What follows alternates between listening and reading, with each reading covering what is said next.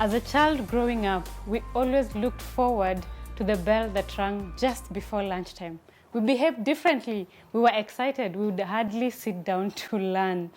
And sometimes we never understood why we were all over the place. There should be a relationship between nutrition and behavior. To help us unpack this story is Dr. Eddie Ramirez. Dr. Eddie Ramirez is a lifestyle medicine doctor, an international speaker, and a researcher. And we're so glad to have you, Daktari. Karibu sana. Thank you. We also have a live audience that's going to be part of this program, and they're going to help us ask some questions when their time comes. I'm your host, Gladys Ombongi, a consultant nutritionist with Lisheleo. Karibuni sana, and this is Afya Fix. Daktari, tell us, why does junk food become such a big problem when you think about it, and why are we always so skewed towards junk food? That's right. Yeah, that's a very good question because those foods are designed to hook you up. You know, they even have people that test these things, you know, and as they have the right chewing consistency and they look the best and so forth, plus those chemicals and things that they add, they overstimulate your system. See, we were designed so that we could enjoy food and have a good time with it. But these types of foods overstimulate those sensors, making you more prone to overeat, making you more prone to come back to that. And one of the problems with those foods is their nutrition density. Those foods have poor nutrition profile, therefore you're eating more calories, you're eating less nutrients, you're more prone to overeat, and you're more prone to actually gain weight and affect different aspects of your health. Is that the same kind of behavior we used to exhibit when the bell rang and we're all looking forward to go to have our lunch? Yeah, the famous Pavlov stimulation pattern. And yes, that's what this type of foods give you. They are overstimulating you, and you create, you know, that pleasure link with that at the time of eating and so forth. And the things that those foods are not the best for your brain. For example, a recent study that was done in Australia, it was shown that the people that consume those high fat, high sugar type of diets, they actually have a negative impact in an area of your brain called the hippocampus. And that hippocampus is important usually in the learning, the memory, but also in your emotional control. Therefore, those foods make you more prone towards, you know, getting upset, you know, losing your patience and these type of things, not cooperating with your parents, you know. Yes. And the thing of it is that this was a literal change in the brain. They were using this type of study in which we can actually see the structures of the brain, and they could actually take a measurement, and it was demonstrated, you know, those children that are more prone to eat those type of foods, the size of the hippocampus actually decreased, which means they were having a negative neuroplastic change. Neuroplastic is the ability of the brain to change. Well, the type of change they were having was a negative change. You don't want a small hippocampus. You want that hippocampus the right size. You said something that sugar actually affects the way the children behave. What exactly do you mean by that? Is it how they respond, their emotions? What exactly does that mean? So one of the problems with sugar is that it creates an inflammatory state. And when you create an inflammatory state, that has a negative effect on the higher faculties of the brain. Those higher faculties are located in the frontal lobes of the brain, which is the frontmost part of your head. And when you have that type of response, you're going to have problems controlling your emotions. You're going to have problems being more prone to addictions. You're going to have problems saying no. You know, as you start to overeat or whatever, you know, you should put the brakes. You have that type of problem, you know, to put those brakes where they should be. And it's interesting that this is something very simple. There's been studies that have been done. You compare people that have the junk type of food compared to somebody that has a healthy diet, and their behavior in a matter of days, you start seeing changes at the level of the behavior. This is how fast these types of foods start to act.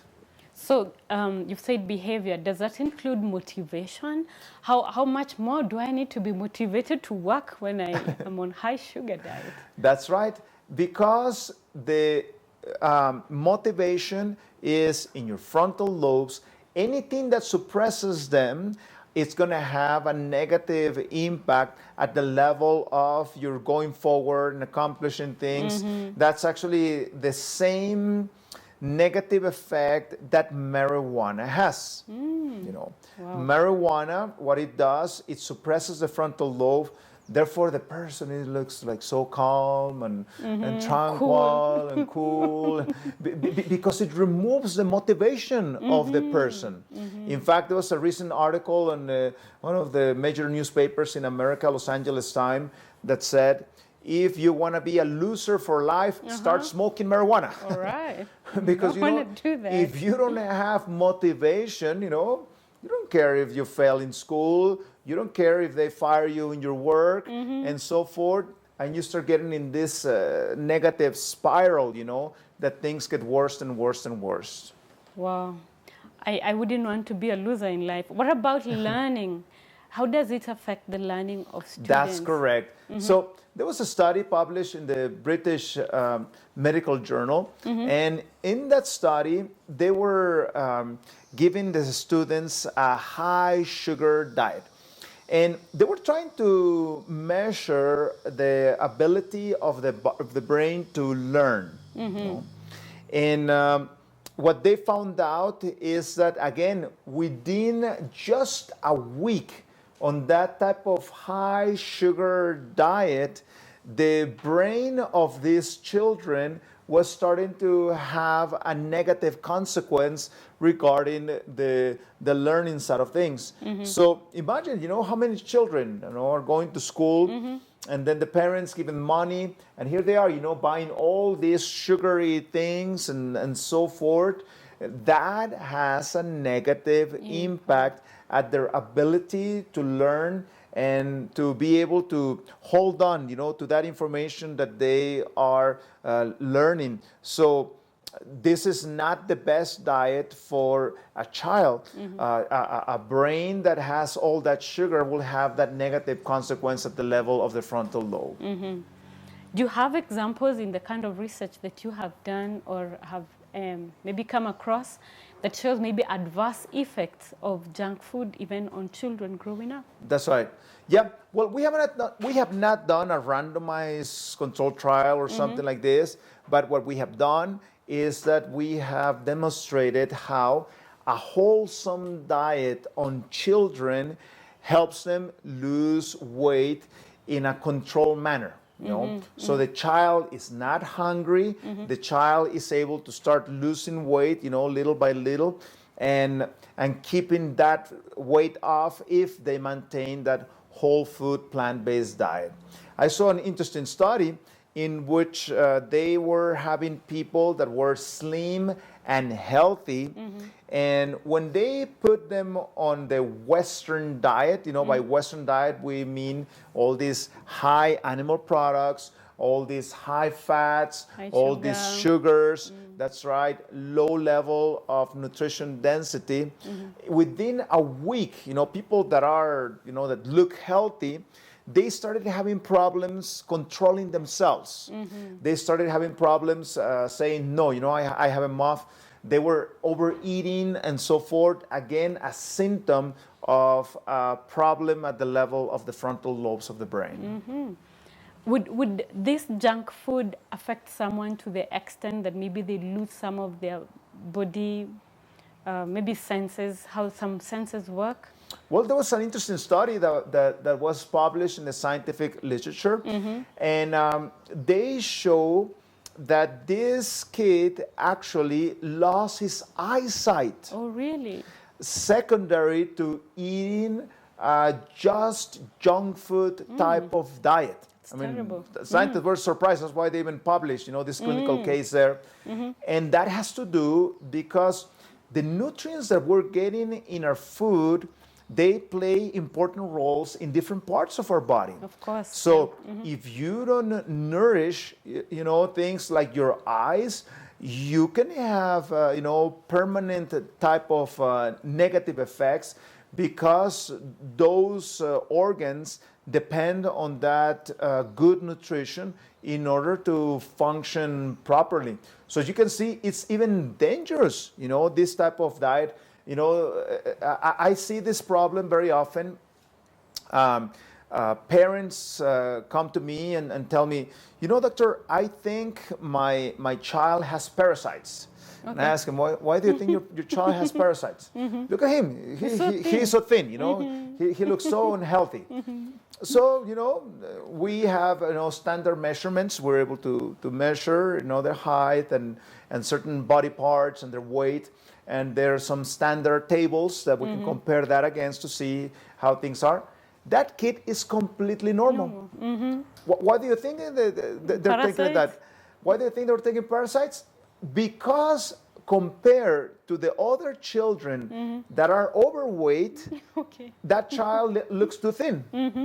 And that's a problem. We're actually starting to change the definition of normality. Or being healthy. So when somebody has normal weight, many times we go to them, hey, what's wrong with you? You look too thin, are you sick or something, So the normal, we're calling it abnormal, and the abnormal, the normal, And that's the kind of direction that we are moving, and that's not a good trend. And, I also get another problem from the parents, The parents come to me and tell me, doctor, the problem is that my child doesn't want to eat healthy foods.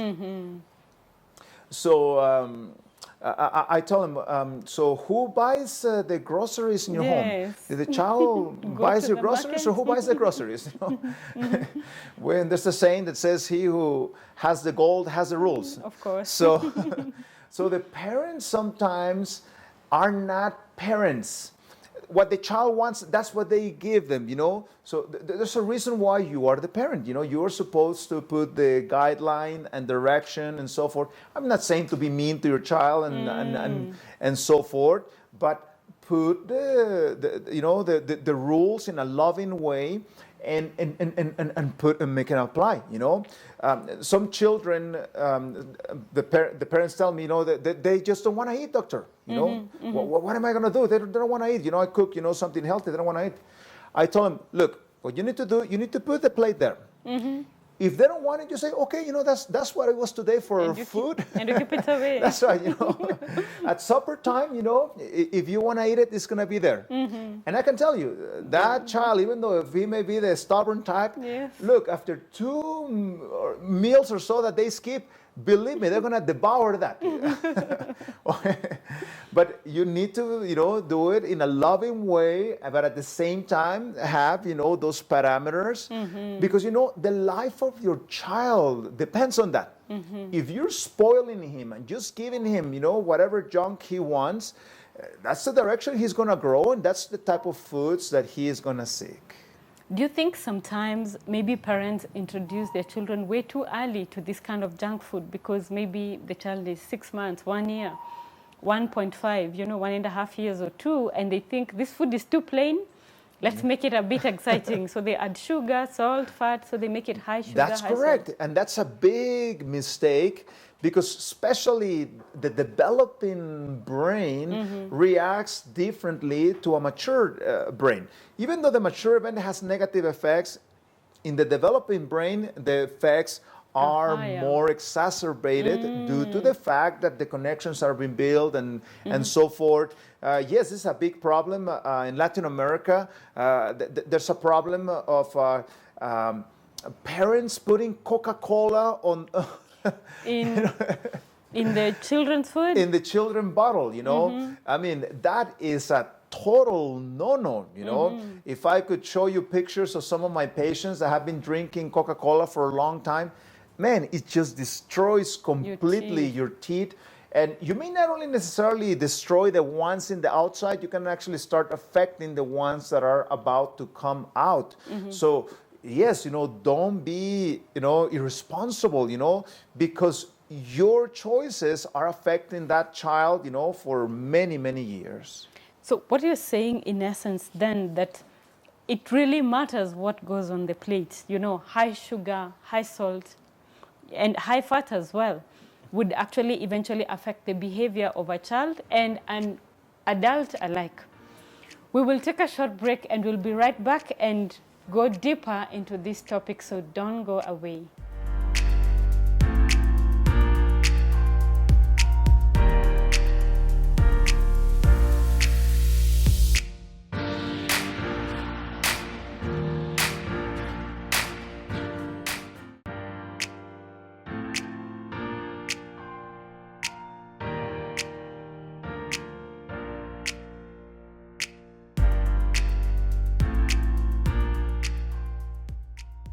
Welcome back, and this is Afya Fix. Before we went on a break, we were talking about junk food and how it affects the behavior of children.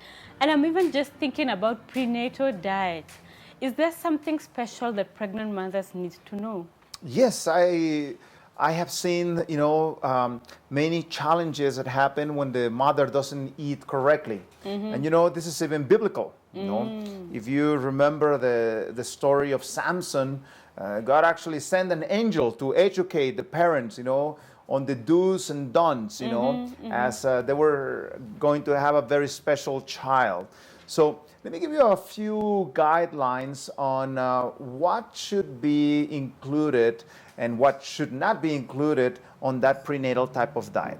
Number one, one question we get often, you know, is the prenatal vitamins, you know. So you can take your folate. It would be a good idea to take a measurement of vitamin B12, vitamin D, and iron to see how things are regarding that.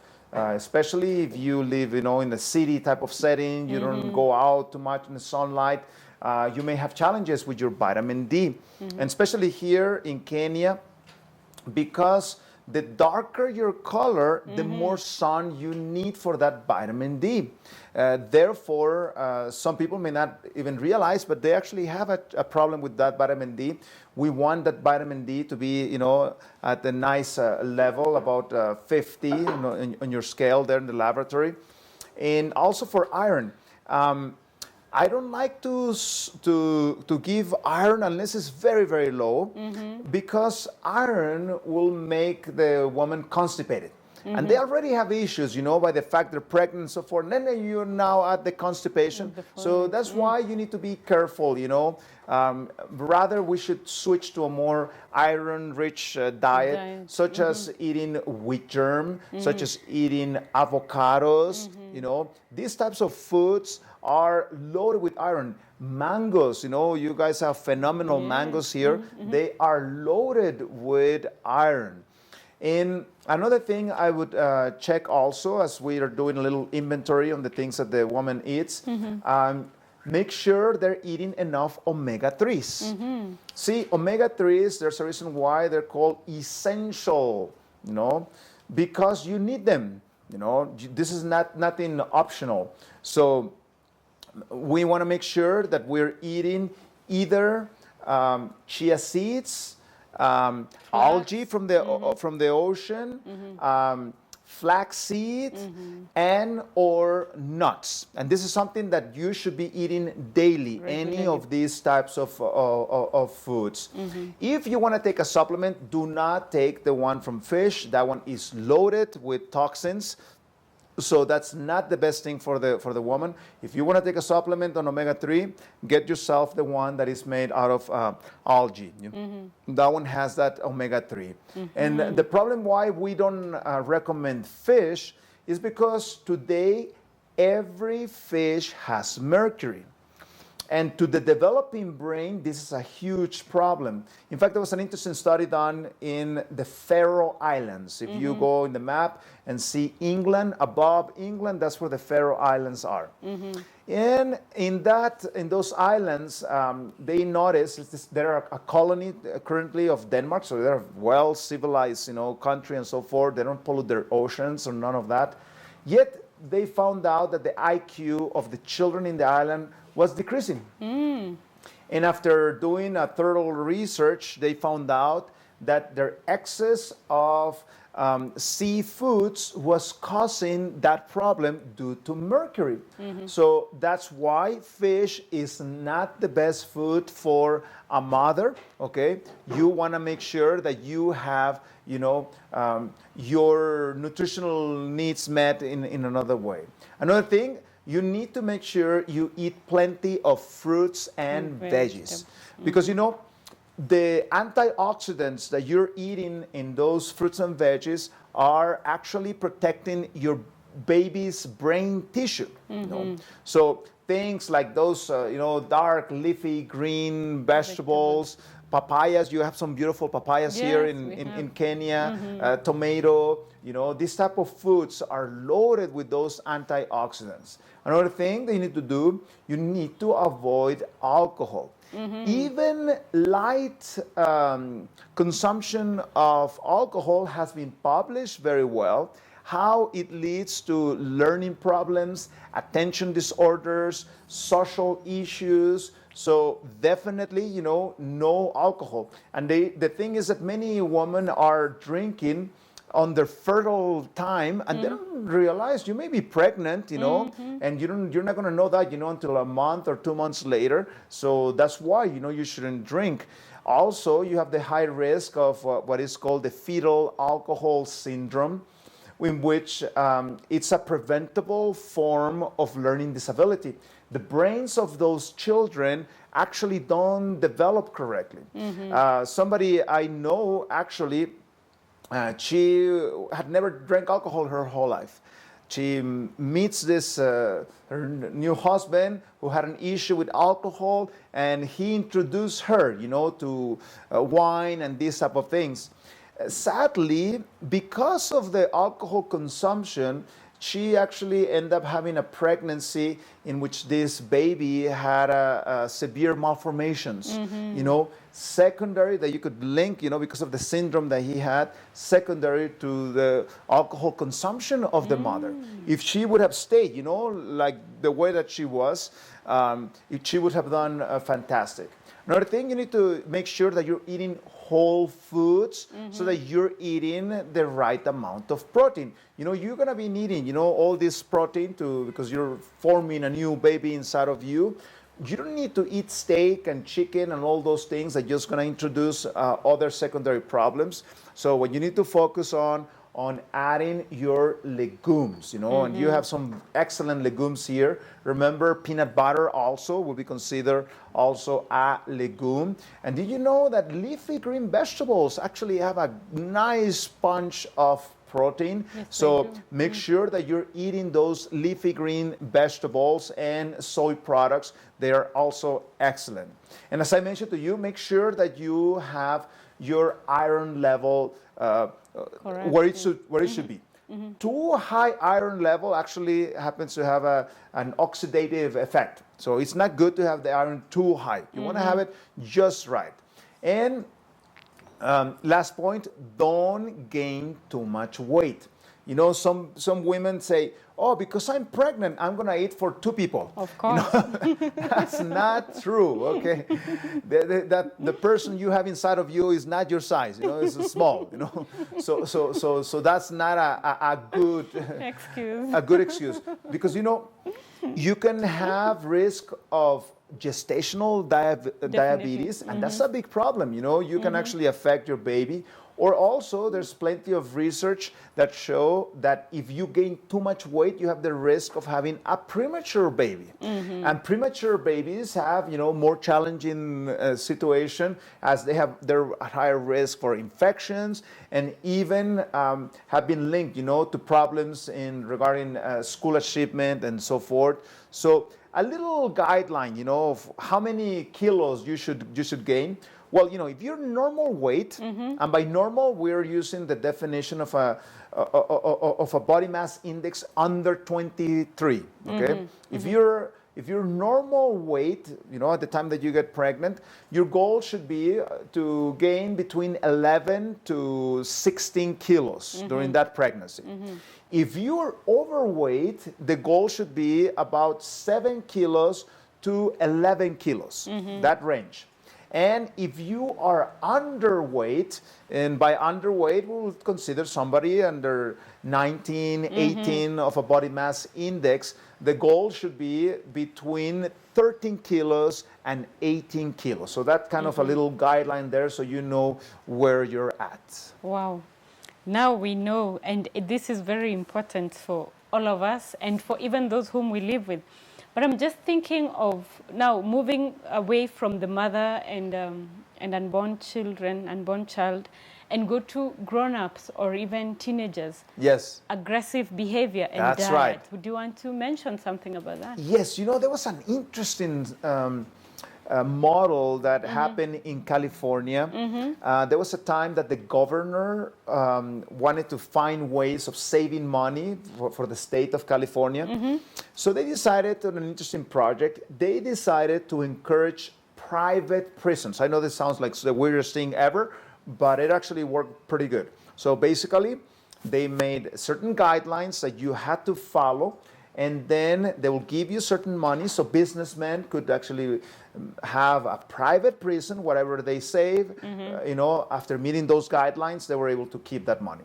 So there was a group of Christian businessmen that decided to start one of these prisons. They call it the Maranatha. And Maranatha, if you're not familiar with that, means Yesu anakuya. Yeah. That's what Maranatha means. So they started this prison. And what they did, they basically gave him two options. They would ask the prisoner, you want to go to normal prison, or you want to go to the New Start Maranatha prison? And in that prison, you were not allowed to say bad words. Everybody had to call themselves by gentleman or gentlewoman if the guards, were there. They put him on a whole food, plant-based diet. And I actually had an interesting conversation with one of the leaders of the prison, and he was telling me that he would tell the prisoners, look, I want you to try this plant-based diet, and I'm going to give you $3,000 if it makes you sick, if you feel, that you're losing too much weight. If there's any problem, I'll give you $3,000.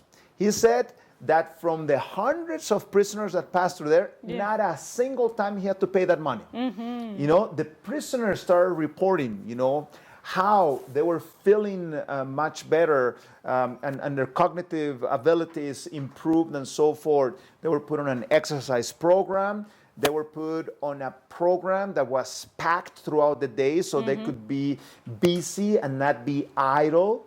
And they included also a spiritual element there, so that they could actually start, dealing with the interior peace side of things and so forth. And by the end of the prison term, if the prisoner, was doing its proper responsibilities and so forth, they actually had almost a house almost paid for them. Oh. And a job.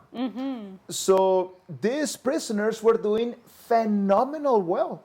They were actually being regenerated. Because one of the problems in prison, sometimes they learn things they shouldn't be doing, and you actually train them in criminality, and they go out and they're going to come back, and they come back, and they come back. Well, there were people there that have been for 20, 30 years, have been in that type of system, and they could never see the way out, until they came to that prison. But the sad news about this, because these prisoners were getting well, the state didn't like that. Because prisons are a big business. The more prisoners that they come back, the more money they receive, and it's all this special interest and so forth. So that's the reason why they close them. Oh. Because the prisoners were getting better. They're going at I a mean, loss. this is such an illogical thing, isn't it? The viewer may say, what? Isn't that the objective of the Yeah. prison? Yeah, that should be the objective of the prison. But let me tell you some good news. We're actually in contact with some prison here in Kenya, and we actually plan to establish a similar program in the prison, one of the prisons here in Kenya. So yeah, looking forward to those results. Thank you so much. Yes, aggression, you've got it. It's something that can actually be managed with a good diet. Before we leave this area, I would like to talk about moods. Sometimes we get very moody. Yes. You want to eat this chocolate and you think this food gives me a lift. Tell us something about moods and diet. Yes, so it has been documented very well how diet is very linked to our mood, because when you are using the wrong type of diet, you actually are causing problems at the level of the neurochemistry that you have in your brain. So you need to have a certain balance of certain nutrients in your brain. Then, your mood is correct and things work properly and so forth. But the problem is when you are not eating the right type of nutrients, you have to have the ability to supplement that somehow. So we actually have a published paper, and that depression paper is actually have to do with different factors that affect depression and anxiety. You can find that paper if you go to Francisco Ramirez ResearchGate. That's where I have my repository of research, and I just look for HIT hypothesis. And that paper explains with detail there the effect that diet has on your mental health and so forth. So yes, the diet does have a big effect on the mood. In fact, there's a couple of researchers. One of them is Gerst, and he did a study on prisoners, and he found out that when the prisoners are increased in nutrient-rich diets, such as omega-3 type of supplements, actually the aggression in the prison actually decreases by 1/3. In fact, there was a second study done in Australia, and when they measure omega-3 levels on blood, and they supplemented that with omega-3, they found out that the prisoners that had those low omega-3s tended to be more of an aggressive behavior and so forth, which in the prison that I mentioned to you was also very well documented. So deficiencies can actually affect our aggression and even our behavior. Yes. Deficiencies. And I'm thinking then diet actually has a big impact on decision making, on how we are able to make certain decisions. So we have learned a few things today, and this I know is very important to you at home, and you need to put this into practice. So we are going into a short break, and we will be right back.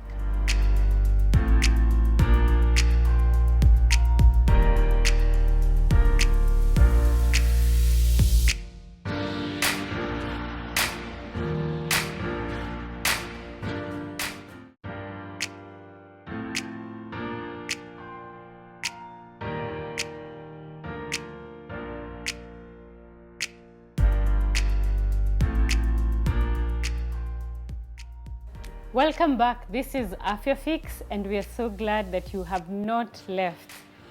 And we are now going into our last segment, which is a Q&A session with our live audience here. And Dr. Ramirez will be responding to those questions. So I'd like to invite our first question from the audience. Please go on. I'm Mary Mabea, and I have two questions. Question number one is on moods and diet. You find that ladies, during their normal cycles in the month, they have the moods. Now, is it due to the food that they eat or what is it? Is it associated with the diet? And then how can they be helped out? And then number 2 is about the junk food. You said that if someone ate the food for a whole week, it will have an effect. What if it is something that you eat once in a while? That's Yeah, right. yeah, thank you. Okay, good. Those are some good questions. So we need to first define that change of mood. You know, there's actually some natural change of mood that tends to happen, and that has not that big of a problem. You know, it is something that happens, and in fact, the lady even knows that it's coming, so they actually kind of prepare a little bit, you know, for that situation. But when this is starting to become very much extreme, you know, we may be facing something that is a big hormonal change that's not very normal. And I actually have a study on that subject, and we were demonstrating how ladies that have that type of issue benefit from light therapy. So what you do, you expose yourself to bright light first thing in the morning, okay? And that tends to help those cycles. Also, an overstimulating diet can have a negative effect. For example, a diet rich in animal products actually will overstimulate your ovaries. Many of the myomas that you see in clinical practice, you know, they are these non-cancerous tumors that grow on the female organ, and many times they cause, you know, these tremendously big menstrual periods and so forth. Those can happen secondary to that overstimulation of the ovaries. So we need to deal with the diet, we need to deal with the exercise, we need to deal with the bright light to help us reestablish those cycles. So another fourth thing, the caffeine. You know, caffeine is not the best thing for females. Not only regarding that, but also increases you the risk of benign type of cyst in your breast. And why would you want to have that? You know, there's no need to have that type of a problem. So yeah, that's regarding, you know, the question on the mood. Now, what about the once in a while junk food? Let me put it this way. I like to teach my patients the following method. I tell them, look, we're going to classify our foods into 3 lights. So we have red light foods that you just shouldn't eat, period. You know, so make your list internally. You know, where are you going to draw your line? You know, this thing I'm just not going to eat. You know, personally, for example, me, like meat and chicken, this type of things, for me, those are red light. You know, I just don't eat that, period. You know, in fact, after not eating it for so long, even the smell doesn't smell good at all. You know. And then you have your yellow type of foods, you know. Those are the ones that, you know, once in a while you may eat, you know. The mandazi. So yeah, you know. And then you have your green light foods, you know, the ones that you can, you know, commonly eat with no problem. You have here you have wonderful green light foods, you know, your sweet potatoes, you have your maize, you have your beans, you have your legumes, you have your whole cereals and so forth. So, you know, if you're driving and you're happen to have the bad custom of running over the yellow lights, I can tell you sooner or later you're going to end up a ticket, you know, and that's what's going to happen. So I would, you know, make you put things in that perspective, and then in that way, you know, try to classify things that yellow, you know, on the more once in a while side of things. And you yourself know, you know, if you don't even have control, you know, if you start eating that and you start eating more and more and more, man, you know, I'll put that on the red line, you know, because then it's actually harming me, you know. So, yeah, that's the way that we should deal with that. Thank you. That's a good question, and yes, it's a common thing. So thank you for that question. Let's go to the next question. Please go on. Hello, my name is Brenda Moenga, and I have one question. As compared to the past, there's an increase in the number of children suffering from autism. So how is you talked about prenatal diet. How is this diet compared to autism? How is it related to autism? That's right. That's actually a very good diet. Very good question, because we are seeing an increase in the number of autism worldwide. You know, this is not only a Kenya issue, but worldwide we're seeing this. And there's a pattern also. The Western type of lifestyle tends to be more prevalent, the autism, than in areas in which they're still having, more primitive, and old type of, the way they have been doing things for a long time. So there are a few things that have been documented, the potential triggers for that autism. One of them has to do with diet, correctly. Toxicities during pregnancies can have a negative effect on the developing brain. So that's why that's something, that I want to avoid as much toxicity as possible. We were talking about it in another occasion, but in a study that was done on the breast milk of females, the mothers that were eating an animal-based diet, they had, animals in their diet and as a common occurrence, 99% of them had DDT in their breast milk, compared to only 8% of the females that were following a plant-based diet. So one of the best things you can do for, the pregnancy is to switch and eliminate, those potential toxins. We talked about one of them, also fish, not the best exposure to a developing brain. Second thing that has been linked to autism has to do with the way the baby is born, okay? So C-section child tends to more commonly have the autism. So that's why they think, there may be a relationship there.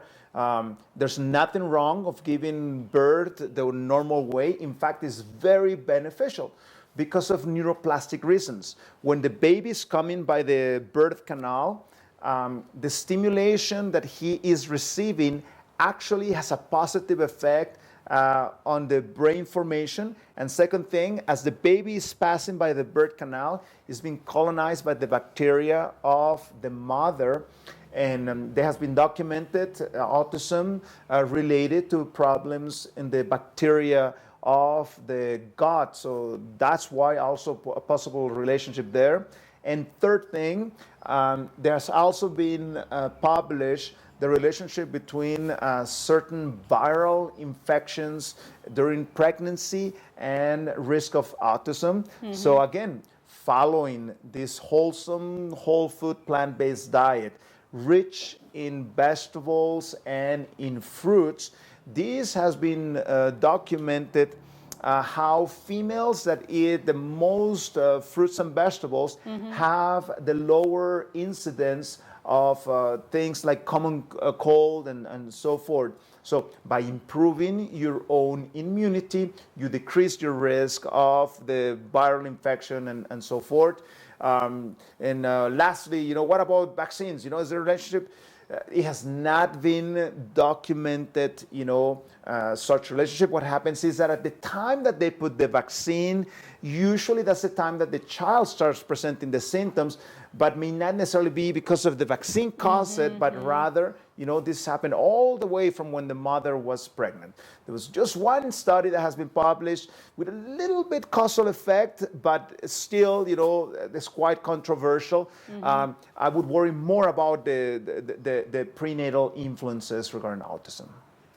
And it's true, Daktari, I have seen that, and I've seen children who are autistic actually respond very well. That's right. To a plant-based diet. So yes, it does work. Let's have our next question. All right, thank you, Doctor, for the insights you've given us. My name is Andy. I have two questions.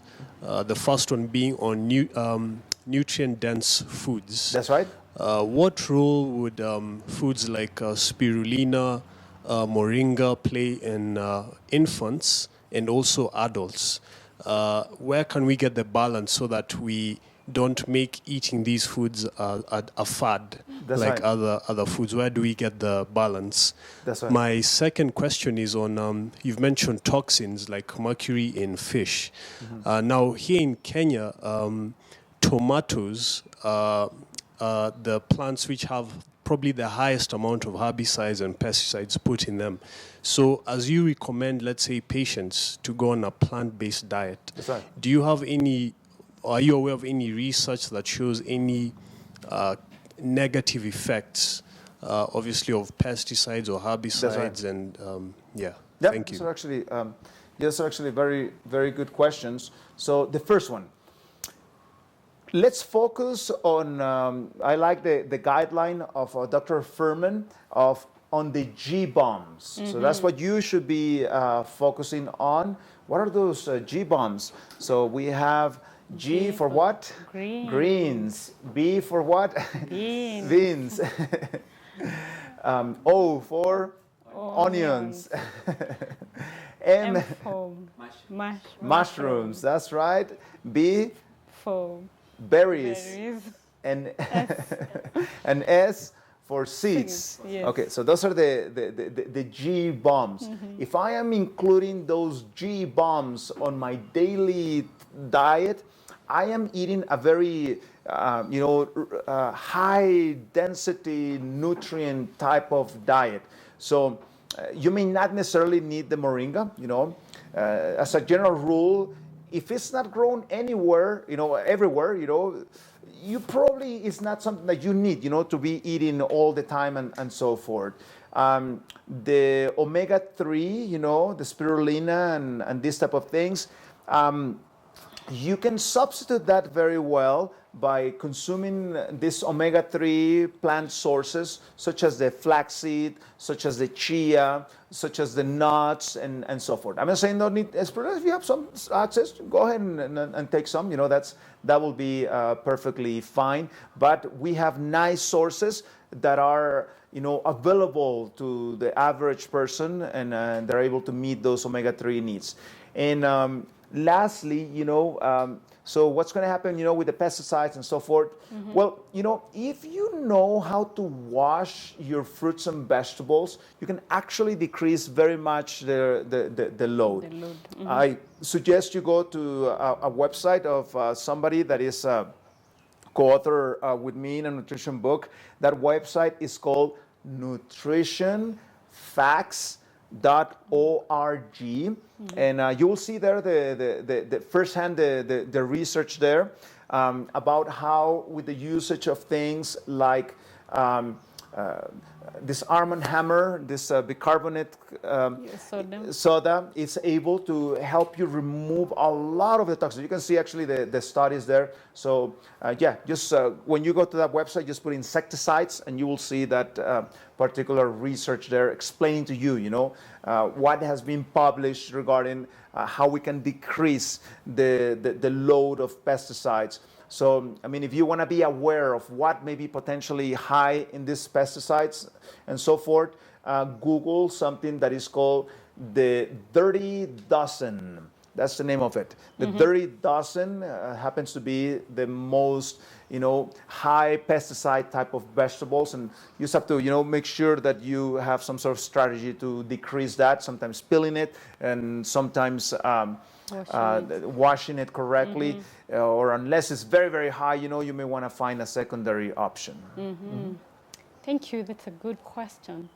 We can have our third question. And that, from this, we're already seeing that, yes, there is something that we can always do at home, even in terms of management and all that. So there seem to be no any other questions. So yes, this brings us to the end of our show today. We're so glad that you are still here with us. Thank you so much, Daktari, for finding time. We are delighted that you have always found time to be with us in this program. And for you, for being a very lively audience, thank you so much. Viewer at home, this is not over. You can actually continue this discussion in our Twitter handle. Go to @hope_Kenya. Send in your questions and comments, and we will respond to them. Also on our Facebook page, which is Hope Channel Kenya, We will be so happy to respond to any query or comments that you may have. You can also follow this discussion on the YouTube channel, which is Hope Channel Kenya.